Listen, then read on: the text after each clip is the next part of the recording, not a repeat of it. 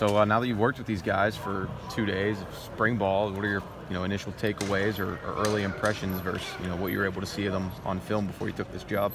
Well, I'm pleased with their skill level. I'm pleased with their focus. We've got a lot of work to do. Truthfully, they're just getting to the point where they're getting to know me and what I expect, and vice versa. So it's a learning experience for all of us, but we're making strides.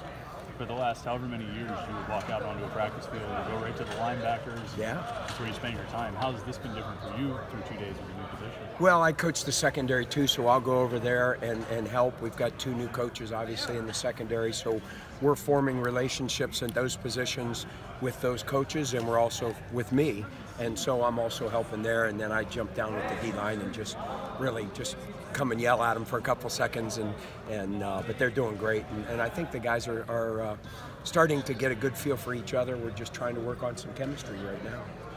Speaking of that secondary, Archie was telling us that Paris Ford really made some plays yesterday. What have you seen out of him so far? A guy that we didn't get to see last year because he was redshirt. Well, they're all making plays. I would say to you, Paris made some good plays yesterday. Several of them did, but it's way too early to get too excited about anybody without pads on. We'll go on in pads on Thursday, and the game will totally change. It'll become a physical game. It'll become blocking, tackling, and so we'll hold our reservations or hold our opinions until after we get maybe through the first scrimmage here, and then I'll give you a better feel. But he's doing great. I think you said the first time you talked to him, you were just trying to carry over a lot of the terminology that the players were familiar with. How much carryover is there overall? It's funny. I'm trying to just put the French into Spanish, if you would, for me. I spoke Spanish for the last 12 years, and they've spoke French, so it's taken me a little time, but I have taken my terminology and put it into our terminology here at Pitt.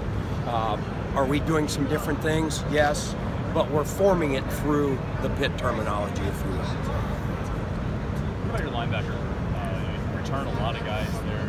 I don't think they lost anybody from last season. Does it seem like a group that's got that playing experience? Very much, and I think we got some tremendous depth, so I'm excited because you don't just come in here and say you're the starter. That guy's still got to earn that starting position, and especially when you don't go to a bowl game, that doesn't mean you come back as a starter that's an All-American, and we don't have any of those. So we are letting them start at a position, but it is ever-changing, and the best players are going to play, and they all know that, and that's why there's such good competition. Talk about getting the best players on the field. I mean, is that something where future position changes could still be an option for the Absolutely. spring? Very too early for me, only having been through 2 practices with the kids, but we will get the 11 best players on the field, and if that means moving some guys around, it will for sure happen. Probably won't be until at least the 3rd week.